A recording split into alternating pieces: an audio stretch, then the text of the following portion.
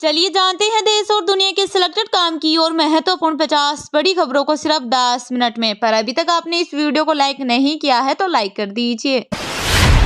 भाजपा की तीसरी लिस्ट जारी। तमिलनाडु से 9 नाम। तेलंगाना की राज्यपाल रही तमिलिसाई सुंदरराजन को चेन्नई साउथ से दिया गया टिकट। वहीं तेलंगाना राज्य के भाजपा प्रमुख के अन्नामलाई को कोयम्बटूर और केंद्रीय मंत्री एल मुरुगन को नीलगिरी से उतारा गया। एसबीआई ने इलेक्टोरल बॉन्ड की पूरी डिटेल इलेक्शन कमीशन को सौंपी। सुप्रीम कोर्ट को बताया, हर बॉन्ड का सीरियल नंबर भी दिया। डेडलाइन से 1.5 घंटे पहले जानकारी दी। ईडी की टीम अरविंद केजरीवाल के घर पहुंची, हो सकती है पूछताछ। दिल्ली हाईकोर्ट ने ही सीएम की गिरफ्तारी रोकने वाली याचिका की थी खारिज।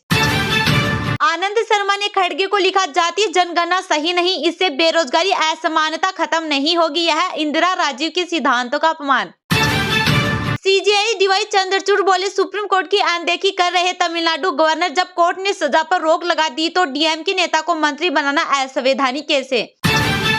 चुनाव आयोग का केंद्र को निर्देश, विकसित भारत मैसेज रो के 4 राज्यों के 5 कलेक्टर 8 एसपी का भी ट्रांसफर। इनमें असम सीएम के भाई भी शामिल। टीएमसी के कैंडिडेट यूसुफ पठान ने शुरू किया चुनाव प्रचार। कांग्रेस के 5 बार के सांसद अधीर रंजन चौधरी बोले, पॉलिटिक्स और क्रिकेट एक जैसे नहीं। आईपीएल के 17वें सीजन का आज होने जा रहा है आगाज। टूर्नामेंट के ओपनिंग मुकाबले में 5 बार की चैंपियन और defending champion Chennai super Kings और रॉयल चैलेंजर्स बेंगलुरु के बीच खेला जाएगा रोमांचक मुकाबला। टूर्नामेंट के ओपनिंग डे पर बॉलीवुड स्टार अक्षय कुमार, टाइगर श्रॉफ के अलावा AR रहमान और सोनू निगम देंगे अपना परफॉर्मेंस। इनकम टैक्स डिपार्टमेंट के द्वारा अपने बैंक खाते फ्रीज करने के मामले में कांग्रेस पार्टी ने सुप्रीम कोर्ट में लगाई याचिका। मल्लिकार्जुन खड़गे, सोनिया गांधी और राहुल गांधी तीनों नेताओं ने एक सुर में कहा, लोकसभा चुनाव से पहले बैंक खातों को फ्रीज करवाकर केंद्र सरकार देश की सबसे बड़ी विपक्षी पार्टी को कमजोर और पंगु बनाने की कर रही है कोशिश। सुप्रीम कोर्ट ने PIB की फैक्ट चेक यूनिट पर लगाई रोक। कहा, यह अभिव्यक्ति की आजादी के खिलाफ केंद्र ने एक दिन पहले ही किया था नोटिफाई। विज्ञापन केस में पतंजलि ने सुप्रीम कोर्ट से मांगी माफी। कहा, ऐसे एड नहीं दिखाएंगे। कोर्ट ने रामदेव बालकृष्ण को 2 अप्रैल को किया है तलब। सांगली सीट पर शिवसेना, यूबीटी और कांग्रेस आमने सामने। उद्धव ठाकरे की यहां रैली। MVA की बैठक में सीट शेयरिंग पर नहीं बनी राय। केंद्र बोला, रोहिंग्या और रिफ्यूजियों को देश में रुकने नहीं दे सकते। सुप्रीम कोर्ट में दलील दी, भारतीय नागरिकों को प्राथमिकता देने की जरूरत है। सुप्रीम कोर्ट का चुनाव आयुक्तों की नियुक्ति पर रोक से इनकार। कहा, चुनाव नजदीक, नए कानून पर रोक लगाए तो सिस्टम बिखर जाएगा। लोकसभा का टिकट मिलते ही कलेक्टर सर बोलने लगे। जोधपुर से कांग्रेस प्रत्याशी करण सिंह उचियारड़ा बोले, अभी आधा करंट आया, MP बन गया तो सोचो क्या होगा। पंजाब सीएम ने गाया गीत, अपनी गाड़ी में सोने दे कंगना सॉन्ग गाते नजर आए। साथ बैठे बॉलीवुड सिंगर सुखविंदर सिंह ने की तारीफ। पंजाब में चुनाव की डेट पर विवाद, कांग्रेस ने तारीख बदलने की मांग। किसान भी पक्ष में नहीं, बोले धान लगाए या वोट डाले। कर्नाटक गवर्नर ने मंदिरों पर टैक्स लगाने वाला बिल लौटाया। सरकार से मांगा स्पष्टीकरण, मंदिर की कमाई पर हुआ था विवाद। चुनाव से पहले अखिलेश पल्लवी का गठबंधन टूटा। सपा प्रमुख ने कहा, 2022 में हम साथ थे, 2024 में नहीं। 3 सीटों को लेकर हुआ टकराव। सुखबीर हरसिमरत से कोई एक ही लड़ेगा लोकसभा चुनाव। अकाली दल बनाएगा एक परिवार एक टिकट की पॉलिसी। कोर कमेटी की मीटिंग में होगा फैसला। मोदी की भूटान यात्रा खराब मौसम के कारण रद्द। आज से 2 दिन का था दौरा। विदेश मंत्रालय ने कहा, नई तारीखें की जा रही तय। बिजली दफ्तरों में जींस टी-शर्ट नहीं पहनेंगे अधिकारी कर्मचारी। आदेश में लिखा, आरामदायक कपड़े और चप्पल में आते हैं ऑफिस। यह प्रोटोकॉल के खिलाफ है। पूर्व सीएम जीतन राम मांझी गया से एनडीए के प्रत्याशी राजद के कुमार सर्वजीत से होगा मुकाबला। HAM को एनडीए से मिली है 1 सीट। चुनाव आयुक्तों की नियुक्ति पर केंद्र की सफाई। कहा, सिलेक्शन पैनल में जज जरूरी नहीं, पाकिस्तान के लोग भारत से ज्यादा खुशहाल।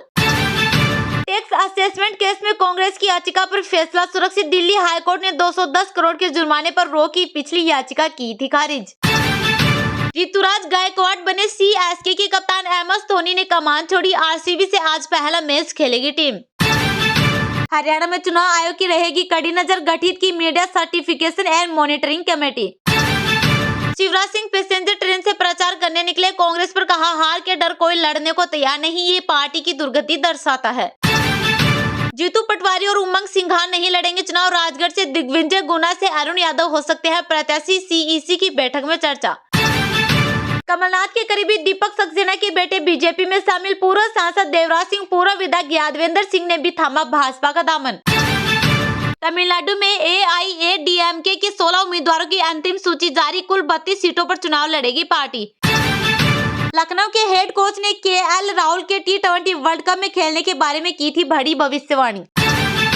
शोभा करांदलाजे के खिलाफ चुनाव आचार संहिता उल्लंघन का मामला दर्ज, DMK की शिकायत पर कार्रवाई।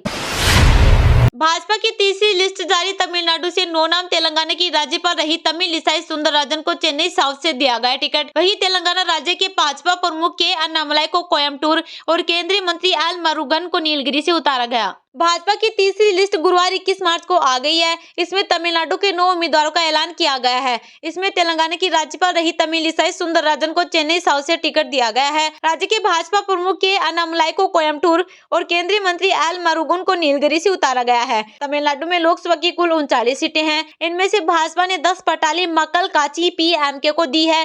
पार्टी अब तक 276 सीटों पर प्रत्याशियों का ऐलान कर चुकी है। भाजपा ने पहली लिस्ट 2 मार्च को जारी की थी। इसमें 195 कैंडिडेट्स का ऐलान किया गया था। पहली लिस्ट में PM नरेंद्र मोदी, गृह मंत्री अमित शाह और रक्षा मंत्री राजनाथ सिंह के नाम थे। वहीं भाजपा की दूसरी लिस्ट 13 मार्च को आई थी, जिसमें 72 नाम थे। इसमें नागपुर से नितिन गडकरी, मुंबई नॉर्थ से पीयूष गोयल और हमीरपुर से अनुराग ठाकुर को टिकट दिया गया है। इनकम टैक्स डिपार्टमेंट के द्वारा अपने बैंक खाते फ्रीज करने के मामले में कांग्रेस पार्टी ने सुप्रीम कोर्ट में लगाई याचिका। मल्लिकार्जुन खड़गे, सोनिया गांधी और राहुल गांधी तीनों नेताओं ने एक सुर में कहा, लोकसभा चुनाव से पहले बैंक खातों को फ्रीज करवाकर केंद्र सरकार देश की सबसे बड़ी विपक्षी पार्टी को कमजोर और पंगु बनाने की कर रही है कोशिश। इनकम टैक्स डिपार्टमेंट के द्वारा अपने बैंक खाते फ्रीज करने के मामले में कांग्रेस पार्टी ने गुरुवार को सुप्रीम कोर्ट में याचिका लगाई है। सुप्रीम कोर्ट जाने से आधे घंटे पहले मल्लिकार्जुन खड़गे, सोनिया गांधी और राहुल गांधी ने पार्टी हेडक्वार्टर में 49 मिनट की प्रेस कॉन्फ्रेंस की। तीनों राज्यों ने कहा, लोकसभा चुनाव से पहले बैंक खातों को फ्रीज करवाकर केंद्र सरकार देश की सबसे बड़ी विपक्षी पार्टी को कमजोर और पंगु बनाने की कोशिश कर रही है। खड़गे ने कहा, लोकसभा चुनाव की घोषणा हो चुकी है। लोकतंत्र के लिए यह जरूरी है कि चुनाव निष्पक्ष तरीके से कराया जाए और सभी राजनीतिक दलों को समान अवसर मिले। ईडी, IT और अन्य स्वतंत्र संस्थाओं पर किसी का नियंत्रण नहीं होना चाहिए।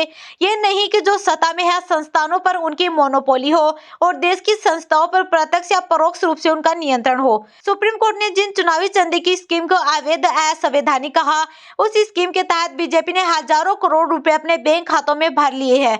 वहीं दूसरी तरफ मुख्य विपक्षी दल कांग्रेस का बैंक खाता फ्रीज कर दिया गया है ताकि हम पैसों के अभाव में बराबरी के साथ चुनाव न लड़ पाए। यह सत्ताधारी दल द्वारा खेला गया एक खतरनाक खेल है। IPL के 17वें सीजन का आज होने जा रहा है आगाज।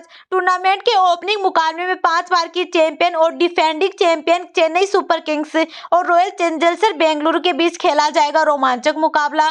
टूर्नामेंट के ओपनिंग डे पर बॉलीवुड स्टार अक्षय कुमार, टाइगर श्रॉफ के अलावा AR रहमान और सोनू निगम देंगे अपना परफॉर्मेंस। IPL के 17वें सीजन का आगाज शुक्रवार को होने जा रहा है। टूर्नामेंट के ओपनिंग मुकाबले में 5 बार की चैंपियन और defending champion Chennai super Kings और रॉयल चैलेंजर्स बेंगलुरु के बीच रोमांचक मुकाबला खेला जाएगा। इस मुकाबले से पहले भव्य सांस्कृतिक कार्यक्रम का आयोजन किया जाएगा। IPL की गवर्निंग काउंसिल ने आधिकारिक रूप से ओपनिंग डे पर परफॉर्म करने वाले सितारों के नाम का ऐलान कर दिया है। टूर्नामेंट के ओपनिंग डे पर बॉलीवुड स्टार अक्षय कुमार, टाइगर श्रॉफ के अलावा AR रहमान और सोनू निगम अपना परफॉर्मेंस देंगे। आइए जानते हैं कि आप ओपनिंग सेरेमनी के दौरान होने वाले सांस्कृतिक कार्यक्रम को कब और कहां लाइव देख सकते हैं। IPL 2024 ओपनिंग सेरेमनी का आयोजन शाम 6:30 बजे से शुरू होगा। यह कार्यक्रम करीब 1 घंटे तक चलेगा। IPL 2024 ओपनिंग सेरेमनी का आयोजन चेन्नई के M.A. चिदम्बरम स्टेडियम में होगा। IPL 2024 ओपनिंग सेरेमनी के दौरान होने वाले भव्य सांस्कृतिक कार्यक्रम को आप स्टार स्पोर्ट्स के विभिन्न चैनलों पर देख सकते हैं। IPL 2024 ओपनिंग सेरेमनी के आयोजन को आप जियो सिनेमा पर देख सकते हैं।